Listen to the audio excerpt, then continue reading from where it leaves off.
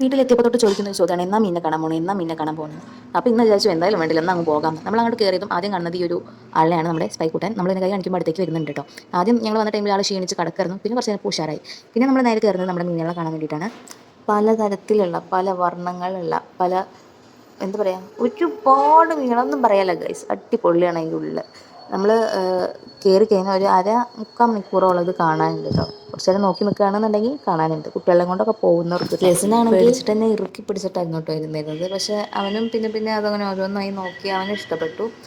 അവർക്കൊന്നും മാത്രമല്ല കേട്ടോ, നമുക്കും ഇങ്ങനെ കാണുമ്പോൾ ഭയങ്കര കൗതുകമല്ലേ. ഒരുപാട് മീനുകൾ പലതരത്തിലുള്ളത്, വെള്ള, പച്ച, നീല, മഞ്ഞ, അടിപൊളിയായിരുന്നു കേട്ടോ. പിന്നെ മുകളിലേക്ക് നോക്കുമ്പോൾ മുകളിൽ കൂടെയും പോവാം.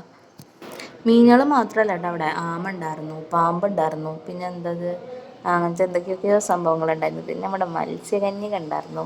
മത്സ്യകന്യക ലിബാക്കും ലീനാക്കും ചാറ്റ് എടുക്കുന്നുണ്ടോ, ഒരു കാര്യമായിട്ട് നമ്മൾ അറിയാൻ തോന്നുന്നു, കാര്യമായിട്ട് ഞങ്ങളെ നോക്കിയിരുന്നു. പിന്നെ അത് കഴിഞ്ഞിട്ട് അതിൻ്റെ ഉള്ളിൽ നിന്ന് കണ്ട് കയറി കഴിഞ്ഞാൽ പിന്നെ ഒരുപാട് സ്റ്റോളുകളാണ്, ഫാൻസി, പിന്നെ ഫുഡ് ഐറ്റംസ്, അങ്ങനെ കുറേ സംഭവങ്ങൾ. ഞങ്ങൾ അവിടെ നിന്ന് കുറച്ച് മാലയും ഇതൊക്കെ വാങ്ങിയിട്ടോ.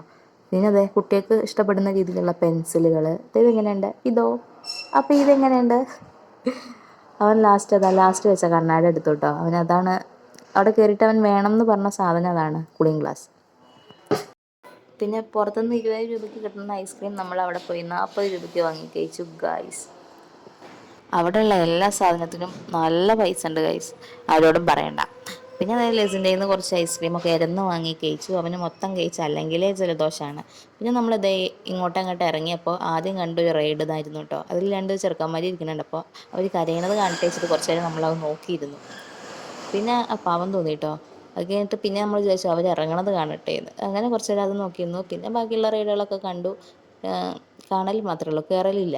ബിക്കോസ് എനിക്ക് പേടിയാണ്. ഞാൻ ഒറ്റ പ്രാവശ്യം ജീവിതത്തിൽ മറ്റേ യന്ത്രൂഞ്ഞാലിൽ കയറിയിട്ടുള്ളൂ. അതുകൊണ്ട് എനിക്ക് മടുത്തു വീണു. പിന്നെ ലിബാക്ക് ലീനാക്കും അതിൽ കയറണം, ഇതിൽ കയറണം, ഇതിലൊക്കെ കയറിയുള്ള അവസ്ഥയ്ക്ക് പേടിയാണ്. അവസാനം അതെ അവർക്ക് പറ്റിയൊരു സംഭവം കണ്ടുപിടിച്ച് അതിൽ കയറ്റി വിട്ടു കേട്ടോ. ഈ കാണുന്ന സംഭവത്തിൽ ഞാൻ ഒറ്റ വട്ടം കയറിയിട്ടുള്ളൂ, എൻ്റെ ഊപ്പാട് ഇളകിയിട്ടുണ്ട്. യന്ത്രൂഞ്ഞാലിൽ ഞാൻ കയറുകയല്ല, കയറി പൂതി മാറിയിട്ടുണ്ട്.